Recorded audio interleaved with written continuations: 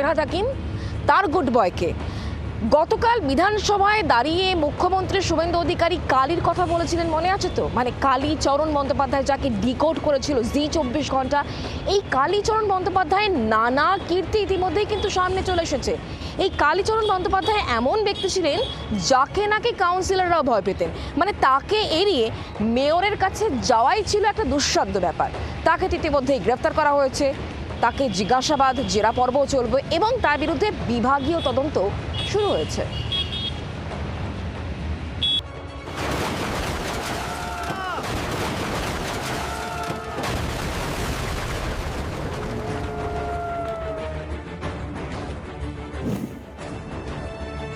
তারাতলায় গুদাম বিপর্যয়ের পর কেঁচো খুঁড়তে গিয়ে কালী বেরিয়ে এসেছে।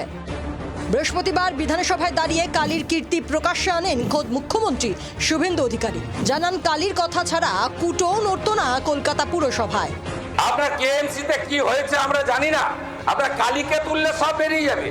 বৃহস্পতিবার রাতেই সদ্য প্রাক্তন মেয়র ফিরহাদ হাকিমের ওএসডি কালীচরণ বন্দ্যোপাধ্যায়কে গ্রেফতার করে কলকাতা পুলিশের এসটিএফ। এরপরই একে একে সামনে আসছে কালীর নানা কীর্তি, উঠে আসছে নানা অভিযোগ। জানা গিয়েছে ভাইপোর নাম ভাঙিয়ে টাকা তুলতেন কালীচরণ।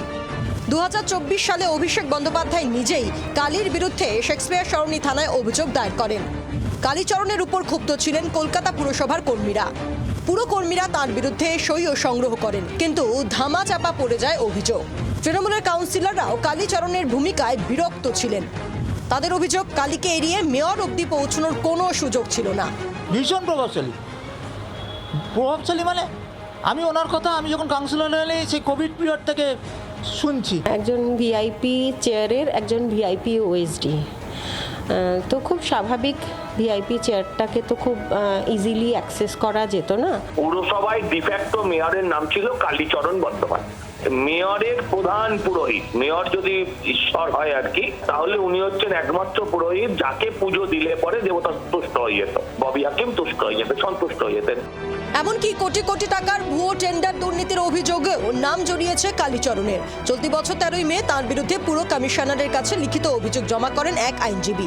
কালীর এই কীর্তিমান হয়ে ওঠার পিছনে কি ভাইপোরই আশীর্বাদ রয়েছে?